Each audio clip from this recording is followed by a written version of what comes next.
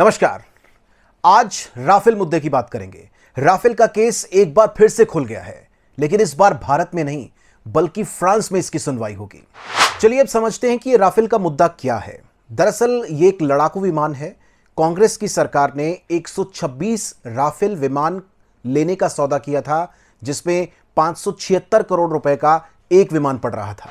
मोदी सरकार ने पुराना टेंडर रद्द कर दिया। उसके बाद नया टेंडर जारी किया गया, जिसमें मोदी सरकार के द्वारा 36 राफेल विमान खरीदे गए और जिसमें एक राफेल विमान की कीमत मोदी सरकार ने सरकारी खजाने से 1670 करोड़ रुपए दी। जो टेंडर कांग्रेस की सरकार ने किया था, उसके मुताबिक भारत की एक कंपनी HAL, जो पब्लिक सेक्टर की कंपनी है, यानी हिंदुस्तान एरोनॉटिक्स लिमिटेड, यह कंपनी फ्रांस के साथ मिलकर इन राफेल विमान को बनाने वाली थी। लेकिन मोदी सरकार ने HAL कंपनी को रास्ते से हटा दिया, यानी टेंडर से हटा दिया, और जो नया टेंडर जारी किया गया वो दिया गया अनिल अंबानी की सिर्फ 3 दिन पहले बनी कंपनी रिलायंस डिफेंस को। बेसिकली अनिल अंबानी को इस पूरी डील के अंदर दलाल के तौर पर बीच में रखा गया और उस एक अनुमान ये है कि 21,000 करोड़ रुपए अनिल अंबानी को इस डील के अंदर मिले हैं और इस दलाली को क्रिएट करने का आरोप मोदी सरकार पर लग रहा है। दरअसल इस केस के अंदर अब नया यह है कि फ्रांस की सरकार ने अब इस घोटाले की फाइल को खोला है। वहां अब जांच होगी, वहां अब सुनवाई होगी। फ्रांस की सरकार ने एक जज की नियुक्ति की है जो इस पूरे मामले की सुनवाई करेंगे। कुल मिलाकर बात यह है कि मोदी सरकार ने अब अंतर्राष्ट्रीय स्तर पर भारत की नाक कटा दी है।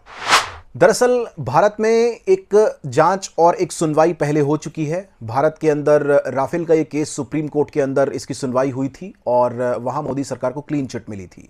लेकिन जब इसकी जांच हो रही थी, CBI इसकी जांच कर रही थी, तो मोदी सरकार ने पुलिस भेजकर CBI के दफ्तर पर कब्जा कर लिया था, यानी जांच को प्रभावित किया था।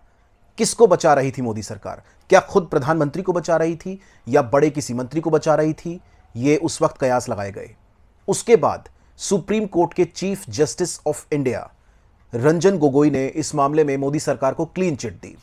उसके बाद रंजन गोगोई को बीजेपी की तरफ से राज्यसभा में भेजा गया। तो आप सोच सकते हैं कि वो क्लीन चिट कैसी थी। अब ये केस फ्रांस के अंदर चलेगा, फ्रांस के अंदर सुनवाई होगी।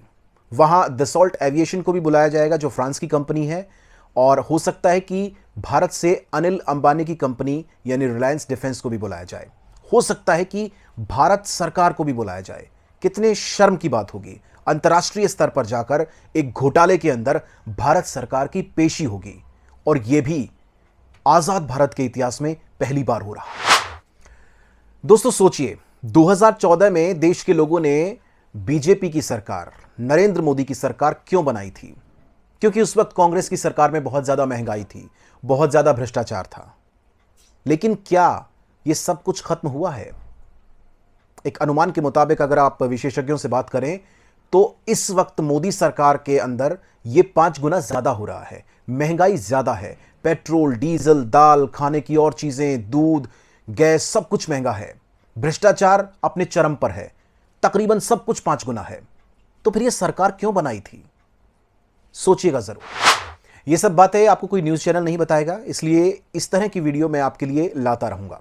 आप वीडियो को लाइक करें, शेयर करें, चैनल को सब्सक्राइब करें और कमेंट करके जरूर बताइए कि आपको हमारी वीडियो कैसी लगी। किसी और वीडियो के साथ, किसी और मुद्दे के साथ फिर से मिलेंगे। नमस्कार।